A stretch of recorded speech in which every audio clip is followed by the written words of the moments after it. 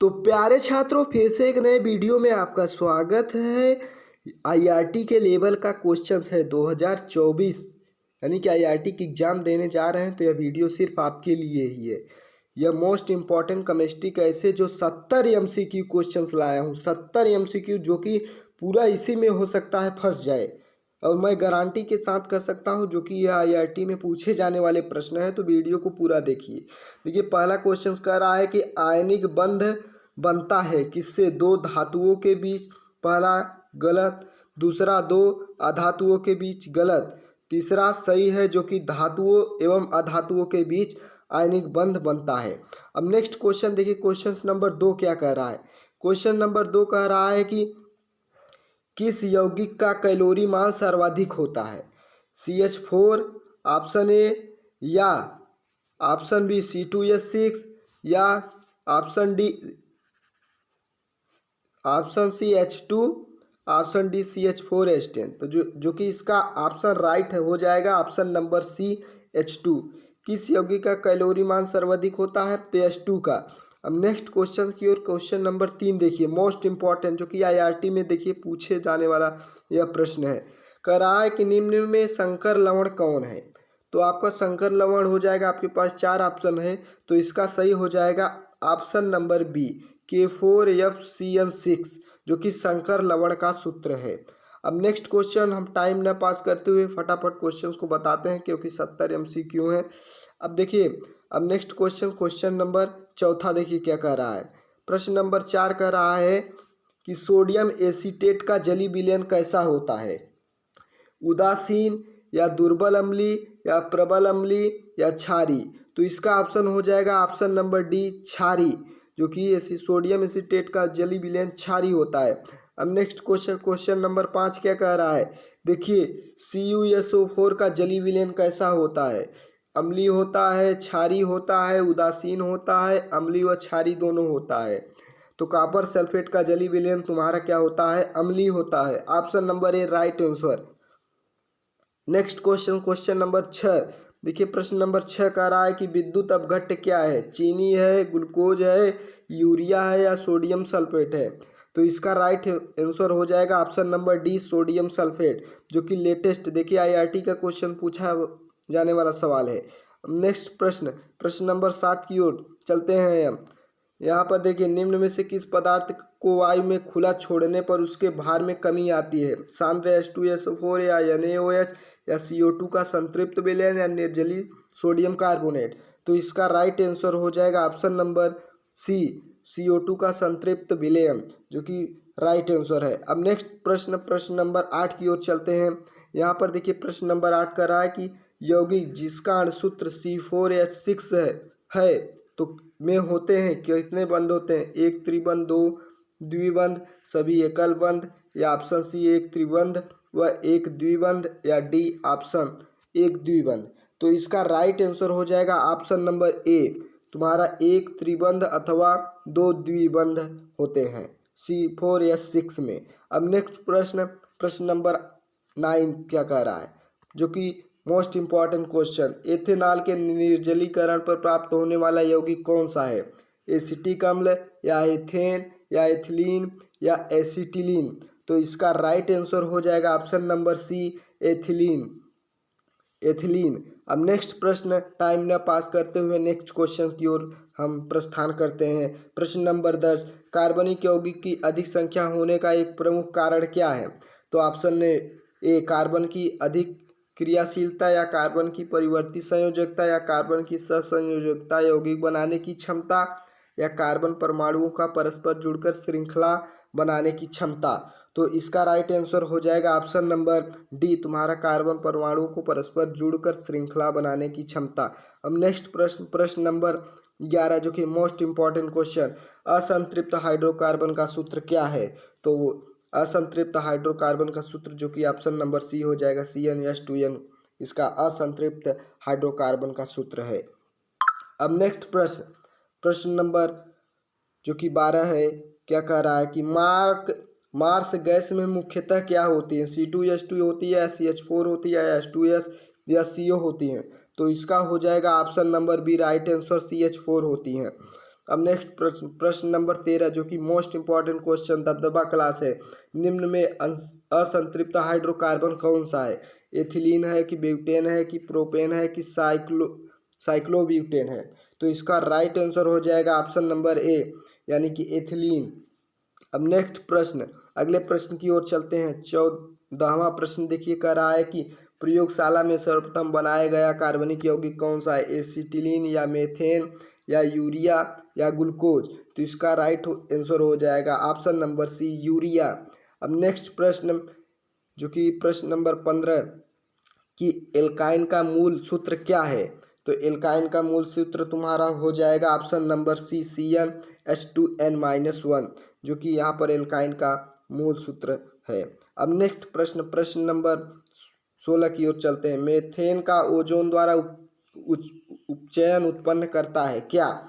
Option A आपके पास दिया है जो कि C2H5 COOH CH2CHO या CHO या CH2OH। तो इसका राइट आंसर हो जाएगा ऑप्शन नंबर सी, HCHO। अब नेक्स्ट प्रश्न नंबर 17 की ओर चलते हैं। देखिए, कह रहा है कि कृत्रिम कपूर के रूप में किस यौगिक का उपयोग होता है? देखिए, पॉलिटेक्निक में पूछा गया था, IIT में भी पूछ सकता है।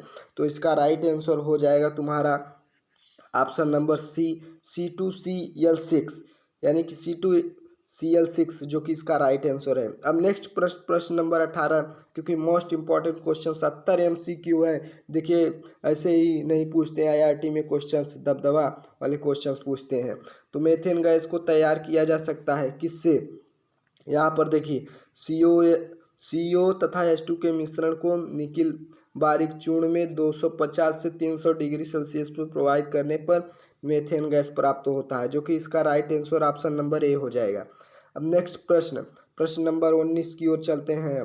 प्रश्न नंबर 19 कह रहा है कि कैल्शियम कार्बाइड पर जल की क्रिया द्वारा यह गैस उत्पन्न होती है, मेथेन या एथेन या एथिलीन या एसिटिलीन? तो इसका ऑप्शन हो जाएगा एथेन, जो कि राइट आंसर।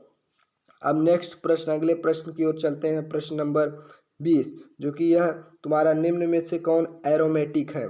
एथेनॉल या मेथेन या फिनॉल या ब्यूटेन? तो तुम्हारा हो जाएगा ऑप्शन नंबर सी, जो कि निम्न में से एरोमेटिक या फिनाल। अब नेक्स्ट प्रश्न नंबर 21 जो कि दबदबा क्लास है। वीडियो को पूरा देखिए, नहीं तो आप भी पछताएंगे जब एग्जाम में क्वेश्चन देखने को मिलेगा। तो किसी पदार्थ के जलीय विलयन का घोल विद्युत अपघटन करने पर ईथेन प्राप्त होती है, वह पदार्थ कौन सी है? एसिटिक अम्ल या एसिटाइमाइड या पोटेशियम एसीटेट या पोटेशियम सक्सीनेट? तो इसका ऑप्शन हो जाएगा ऑप्शन नंबर सी, जो कि पोटेशियम एसीटेट राइट आंसर हो जाएगा। अब नेक्स्ट प्रश्न नंबर 23 की ओर चलते हैं। कह रहा है कि देखिए, C2H2 की सजातीय श्रेणी एवं IUPAC नामक्रम से क्या है?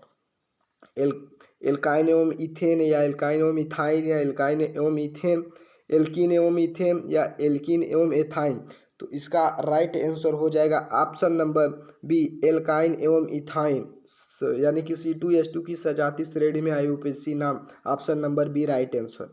अब नेक्स्ट प्रश्न नंबर 24 कह रहा है कि C2H2 की सजातीय श्रेणी में IUPAC नामक्रम से क्या है? जो कि यहाँ पर देखिए डबल क्वेश्चन हो चुका है। अब नेक्स्ट प्रश्न, यहाँ पर क्वेश्चंस नहीं चेंज हो पाया, लेकिन अगला प्रश्न आ चुका है कि जैव शक्ति का सिद्धांत किसने दिया था? न्यूटन ने दिया था या लेवासिए ने दिया था या बर्जीलियस ने दिया था कि या ओहलर ने दिया था? किसने दिया था? तो इसका राइट आंसर हो जाएगा ऑप्शन नंबर सी, बर्जीलियस। जैव शक्ति का सिद्धांत बर्जीलियस ने दिया था। अब नेक्स्ट प्रश्न नंबर अगले की ओर चलते हैं। प्रश्न नंबर 25 कि प्राकृतिक गैस में मुख्यतः क्या पाई जाती है? मेथेन या एथेन या प्रोपेन या ब्यूटेन? तो प्राकृतिक गैस में मुख्यतः तुम्हारा ऑप्शन नंबर ए हो जाएगा, मेथेन पाई जाती हैं। नेक्स्ट प्रश्न नंबर 26 कह रहा है कि बहुलीकृत पदार्थ पॉलीथीन किस यौगिक से बनता है? एथेन या एथीन या एथाइन या प्रोपीन? तो इसका राइट आंसर हो जाएगा ऑप्शन नंबर बी, एथीन। बहुलीकृत पदार्थ पॉलीथीन किस यौगिक से बनता है? एथीन से बनता है। अब नेक्स्ट प्रश्न नंबर 27, क्योंकि वीडियो बहुत मेहनत लगता है बनाने में, कृपया आप एक लाइक और सब्सक्राइब जरूर करें, ताकि आने वाली वीडियो का नोटिफिकेशन आप तक मिलती रहे। तो अगला प्रश्न है 27 नंबर, देखिए कह रहा है कार्बन बहुत से यौगिक बनाता है क्योंकि यह प्रकृति में सर्वत्र पाया जाता है, यह गलनांक बहुत होता है, यह इसमें श्रृंखलन क्षमता के गुण होते हैं, इसके संयोजी कोष आधा भरा होता है। क्या होता है, जो कि ऑप्शन नंबर तुम्हारा 4 दिए हैं, तो इसका ऑप्शन हो जाएगा ऑप्शन नंबर सी, इसमें श्रृंखला क्षमता के गुण होते हैं।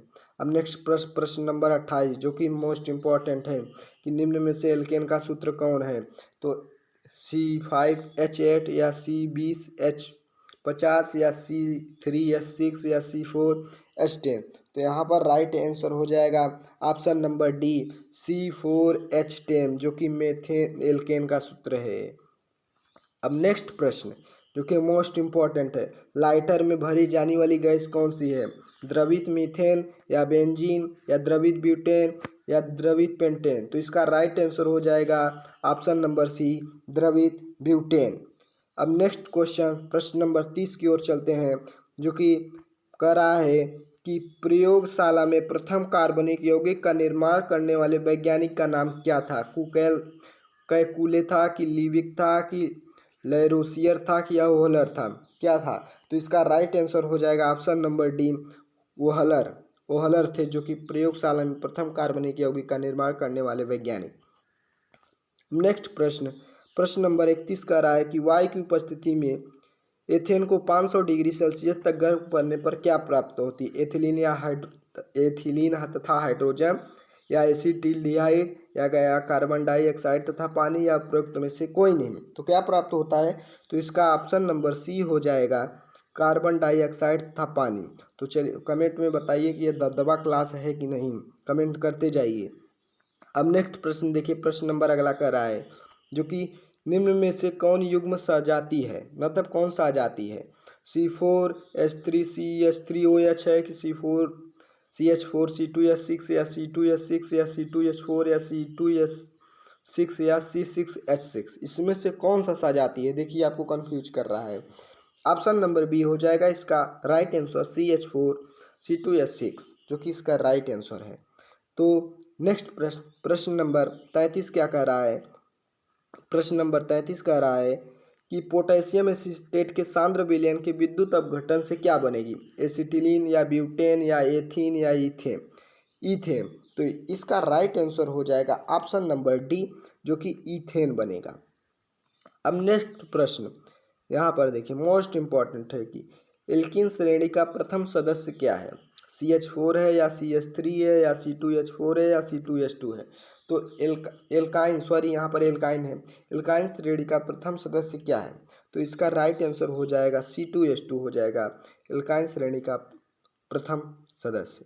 अब नेक्स्ट प्रश्न की ओर चलते हैं। देखिए प्रश्न नंबर अगला आ चुका है स्क्रीन पर कि एथेन गैस पर क्लोरीन की अभिक्रिया है, योगात्मक है या त्रिस्थापन है या दहन है या विलेपन है, तो क्या है। तो इसका राइट आंसर हो जाएगा तुम्हारा ऑप्शन नंबर बी त्रिस्थापन है, यानी एथेन गैस पर क्लोरीन की अभिक्रिया त्रिस्थापन है। अब नेक्स्ट प्रश्न नंबर 36 आ चुके हैं जो कि देखिए कितना दबदबा क्लास था कि कार्बन की समचतुष्फलकी प्रकृति को प्रतिपादित करने वाले कौन थे वैज्ञानिक, बर्जीलियस या ओहलर या लेवासिया या ली व्हील तथा वानट हाफ, किसने किया था। तो इसका राइट आंसर हो जाएगा ऑप्शन नंबर ए बर्जीलियस। अगला प्रश्न जो कि मोस्ट इम्पोर्टेंट, एथिलीन का सूत्र क्या है, C2H2 या C2H6 या C2H4 या CH4। तो इसका राइट आंसर हो जाएगा ऑप्शन नंबर सी C2H4 जो कि एथिलीन का सूत्र है। अब नेक्स्ट अगले प्रश्न की ओर चलते हैं हम। प्रश्न नंबर 38 क्या कह रहा है कि यहाँ पर देखिए भार के अनुसार पानी में ऑक्सीजन व हाइड्रोजन का अनुपात 8:1 है, यह कथन किस नियम पर आधारित है, डाल्टन के नियम पर या गुणित अनुपात के नियम पर या स्थिर अनुपात के नियम पर या द्रव्यमान संरक्षण के नियम पर। तो इसका ऑप्शन हो जाएगा ऑप्शन नंबर सी स्थिर अनुपात के नियम पर। अब नेक्स्ट अगला प्रश्न देखिए आ चुका है जो कि देखिए मोस्ट इंपॉर्टेंट क्वेश्चन है, यह क्वेश्चन आपके IIT में पूछा गया था कि निम्न में से कौन सा व्युत्क्रम अनुपात के नियम की पुष्टि करते हैं, जो कि ऑप्शन नंबर ए ही सही हो जाएगा, क्योंकि यह दबदबा क्लास है, इसमें टिक लगा हुआ था। मतलब ये समझ लिए मोस्ट इम्पॉर्टेंट क्वेश्चन था जो कि आईआईटी में पूछा गया था, इसलिए पर हाइलाइटर किया गया है। तो इसका ऑप्शन हो जाएगा option number A, CO2 CH4 H2O, यानी कार्बन डाइऑक्साइड जल मीथेन। अब नेक्स्ट प्रश्न, प्रश्न नंबर 40, कराग निम्न में से कौन सा युग्म गुणित अनुपात के नियम का समर्थन करता है। देखिए आईआईटी में भी क्वेश्चन पूछा गया था, जो कि देखिए इसका राइट आंसर हो जाएगा option number C, carbon monoxide तथा कार्बन डाइऑक्साइड, जो कि ऑप्शन नंबर सी इसका राइट आंसर है। अब नेक्स्ट प्रश्न देखिए, अगला प्रश्न कर रहा है, वीडियो को पसंद आया हो तो एक लाइक ज़रूर करें और पहली बात चैनल को सब्सक्राइब करें, क्योंकि बहुत मेहनत लगता है सब वीडियो बनाने में, सिर्फ आपके लिए ये समर्थन में हम वीडियो बनाते हैं। एक आयतन हाइड्रोजन गैस के एक आयतन क्लोरीन गैस से संयोग करके 2 हाइड्रोजन क्लोराइड गैस बनाती है। हाइड्रोजन क्लोरीन तथा हाइड्रोजन क्लोराइड के आयतन में 1:1:2 सरल अनुपात है, तो इससे कौन नियम पुष्टि होती है। देखिए आईआईटी 2003 में पूछा गया था। द्रव की अविनाशिता का नियम, या स्थिर अनुपात के नियम, या गुणित अनुपात का नियम, या गैलूसे का गैसिका आयतन का नियम। मैं इतना बड़ा क्वेश्चन क्यों लाया, क्योंकि हाइड्रोजन और जल से अधिकतर क्वेश्चंस एग्जाम में देखने को मिलते हैं। तो इसका राइट आंसर हो जाएगा ऑप्शन नंबर डी, गैलूसेक का गैसीय आयतन का नियम।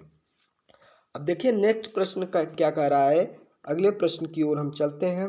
42 नंबर प्रश्न, क्योंकि 42 नंबर प्रश्न सिर्फ 42 क्वेश्चन हम आपको इतने कम समय में बता दिए, जो कि हम टाइम पास वीडियो में नहीं करते हैं।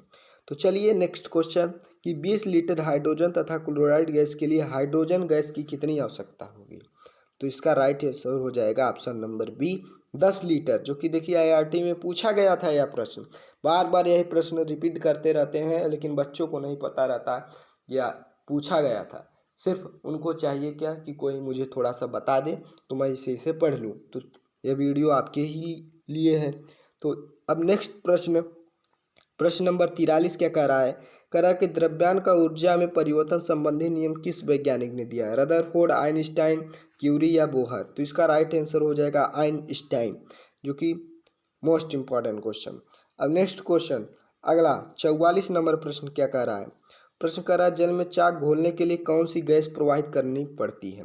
तो जो कि CO2 आपका राइट आंसर हो जाएगा ऑप्शन नंबर सी। अब नेक्स्ट प्रश्न, अगला प्रश्न जो कि मोस्ट इम्पॉर्टेंट है, ऊर्ध्वपातज क्या है। तो जो कि NaCl या NH4Cl या CaCl2 या CaOCl2। तो इसका ऑप्शन हो जाएगा ऑप्शन नंबर बी, NH4Cl, जो कि तुम्हारा क्या है, ए ऊर्ध्वपातज है। अब नेक्स्ट प्रश्न, प्रश्न नंबर कि बूझे चूने को वायु में रखने पर क्या बनता है। तो कैल्शियम, जो कि कैल्शियम कार्बोनेट CaCO3, जो कि ऑप्शन नंबर ए हो जाएगा राइट आंसर। अब नेक्स्ट प्रश्न, प्रश्न नंबर 47 नंबर क्या कह रहा है, कह रहा है कि आग बुझाने वाले यंत्रों में प्रयुक्त होने वाला पदार्थ क्या है। तो Na2CO3, जो कि ऑप्शन नंबर ए सही है तुम्हारा।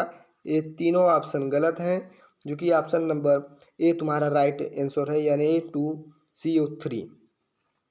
अब नेक्स्ट प्रश्न जो कि मोस्ट इम्पॉर्टेंट क्वेश्चन कि रेड लेड का रासायनिक नाम क्या है, जो कि देखिए पूछा गया था एग्जाम में। Red lead monoxide, lead sulphide, lead nitrate, tri plumbic tetroxide. तो इसका राइट आंसर हो जाएगा option number D, red lead का रासायनिक नाम ट्राई पब्लिक टेट्राक्साइड है, जो कि option number D right answer. अब नेक्स्ट प्रश्न देखिए, जो कि आईआईटी में आपके पूछा गया था कि कुली चूने का रासायनिक सूत्र क्या है। तो कुली चूने का रासायनिक सूत्र तुम्हारा हो जाएगा option number A, calcium oxide CaO को हम कुली चूने का रासायनिक सूत्र कहते हैं। हम नेक्स्ट प्रश्न नंबर 50 की ओर चलते हैं। पेट की अम्लता दूर करने के लिए क्या प्रयुक्त होता है, धावन सोडा या साधारण नमक या फिटकरी या बेकिंग सोडा। तो इसका राइट आंसर हो जाएगा option number D, baking soda.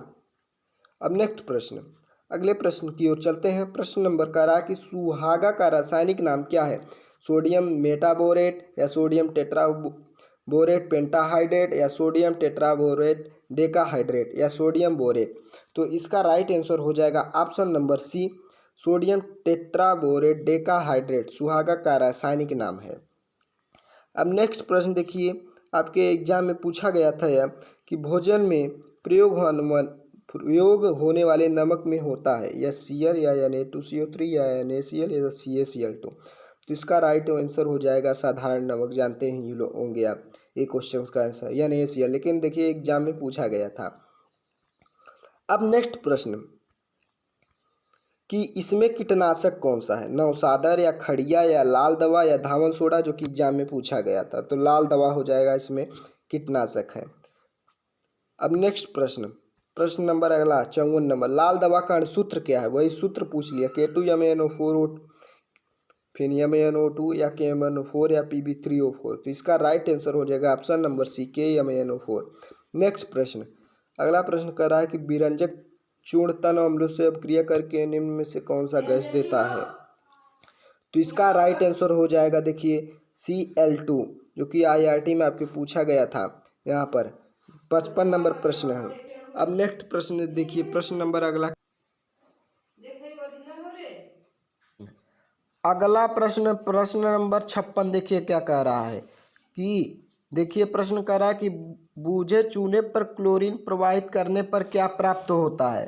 तो इसका राइट आंसर हो जाएगा ऑप्शन नंबर सी, विरंजक चूर्ण, जो कि राइट आंसर है। अब नेक्स्ट क्वेश्चन नंबर 57 की ओर चलते हैं, जो कि देखिए मोस्ट इम्पॉर्टेंट क्वेश्चंस है। यह आपके एग्जाम में पूछा गया था कि हरा कशिश का सूत्र क्या है।